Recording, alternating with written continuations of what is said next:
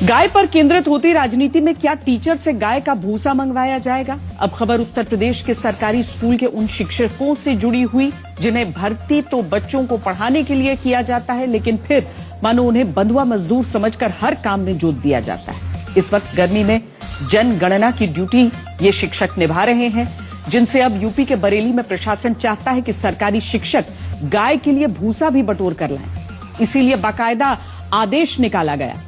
कहा गया है कि हर स्कूल को 7 दिन में 46 किलो भूसा लेकर आना है, वरना एक्शन लिया जाएगा। हुआ कुछ ज्यादा बड़ा नहीं है, बस ये हुआ कि उत्तर प्रदेश के प्राथमिक स्कूल के टीचर, जिनके बारे में कहा जाता है कि धनिया पत्ती की तरह हर चीज में थोड़ा थोड़ा छिड़क दिए जाते हैं, बस उन्हें एक और जगह छिड़का गया है। अब जनगणना कराते सरकारी टीचर के बारे में प्रशासन को लगा कि 45 डिग्री में ये लोग पता नहीं काम कर रहे हैं या नहीं, तो बरेली में फरमान निकला है कि सरकारी टीचर हाथ में बोरा लेकर निकलेंगे, जाकर गांव से भूसा दान लेकर आएंगे और फिर वो भूसा गाय गोवंश की सेवा में लाकर 100 क्विंटल भूसा सरकारी आदेश के तहत लाकर दान करेंगे। गौ सेवा को केवल एक सरकारी कार्य न समझते हुए इसको एक व्यक्तिगत रूप से एक कह सकते हैं कि एक धार्मिक परोपकार के रूप से भी इसको जोड़ कर देखें, क्योंकि जब इसको देखेंगे तभी इसको हम बेहतर तरीके से उनकी सेवा कर सकें। क्योंकि वो मुंह पे वो बोल नहीं सकते हैं, लेकिन सेवा का एक मतलब वो समझते हैं। आपको लगेगा कह रही है क्या मजाक है, गाय के भूसे का इंतजाम सरकारी टीचर क्यों करेंगे? इसीलिए बरेली में जारी सरकारी चिट्ठी को देख लीजिए। बरेली में खंड शिक्षा अधिकारी की तरफ से जारी चिट्ठी में लिखा गया है कि डीएम साहब और बेसिक शिक्षा अधिकारी के लेटर के आधार पर हर खंड शिक्षा अधिकारी को 100 क्विंटल भूसा इकट्ठा करना है। इसलिए हर स्कूल को 46 किलो भूसा का दान खंड विकास अधिकारी के दफ्तर में 1 हफ्ते के भीतर कर देना होगा। ये भूसा हर स्कूल की तरफ से 46 किलो नहीं आया तो फिर विभागीय कार्रवाई होगी। हम लोग जनगणना कर रहे हैं, इससे पहले एसआईआर भी दे चुके हैं। हम लोगों का मेन काम है शिक्षा, और हमें शिक्षा तक ही रहने दें, यही हमारी अपील अधिकारियों से। हमारी ड्यूटी सर विद्यालयों में पढ़ाने की है, ना कि सर हमारे जो पंचायत के या राजस्व के कार्य करने की है। ये सर चाहे प्रधानों से कहा जाए या राजस्व से कहा जाए या पंचायत विभाग से कहा जाए, ये हमारा काम नहीं है। हमारे लिए शुरू में ही हमारे लिए स्कूलों से अलग कर दिया गया है। पहले एसआईआर में कम से कम हमारे 6 महीने चले गए, जिसमें हमारे बच्चे पढ़ नहीं पाए। अब छुट्टियां पड़ी हमारी, अब हमको जनगणना में लगा दिया। ये उचित नहीं है। भी शिक्षक आज आप भूसे इकट्ठे करवा रहे हो, कल को आप कहोगे कि क्या नाम है गाय भैंसों का गोबर साफ करिए जाके, या उनके क्या नाम है बच्चों को नहलवाइए, बछड़ों को नहलवाइए जाके।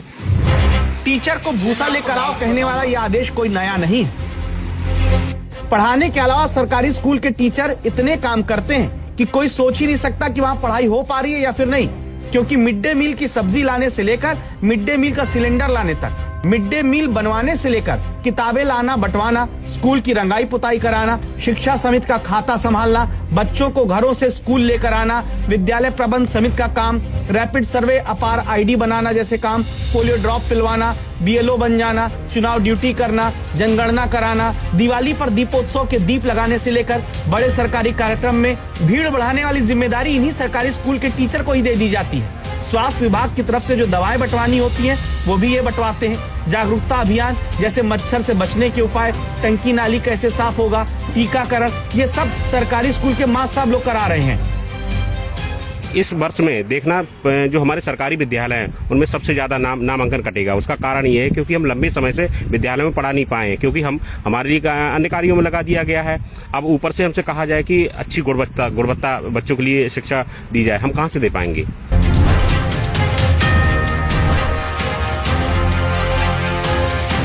टीचर ही भूसा गायों के लिए लेकर आए, ऐसा आदेश देने वाली सोच असल में बच्चों के भविष्य के बारे में सोचती नहीं। ऐसे अधिकारी और प्रशासन को ना तो काम करना आता है ना काम कराना आता है। ऐसी सोच वालों के दिमाग में भूसा भरा हुआ है और ऐसे आदेश देने वालों पर कार्रवाई होनी जरूरी है। नमस्कार साथियों, मैं इस समय हूं बरेली के बेसिक शिक्षा अधिकारी कार्यालय में। अभी हमने उनसे बात करी, बात इस बात पे करी कि एक 1500 कुंटल जो भूसा है उसका टारगेट मिला है बेसिक शिक्षा अधिकारी को कि अपने अपने ब्लॉकों से आप 1500 कुंटल टोटल भूसा गायों के लिए करवाइए।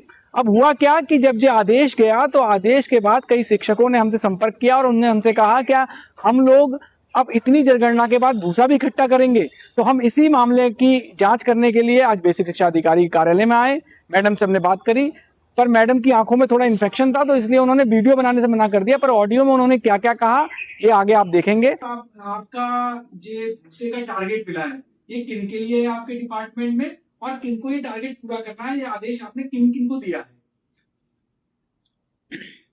देखिए, इसमें मुख्य पशु चिकित्सा अधिकारी महोदय के द्वारा हमको एक लक्ष्य प्राप्त कराया गया था, जिसमें कि उनके द्वारा संदर्भ दिया गया है कि जिलाधिकारी महोदय की अध्यक्षता में हुई बैठक में हमारे विभाग को निराश्रित और बेसहारा गौवंश के भरण पोषण हेतु दान में 1500 कुंटल भूसे को एकत्र करना है।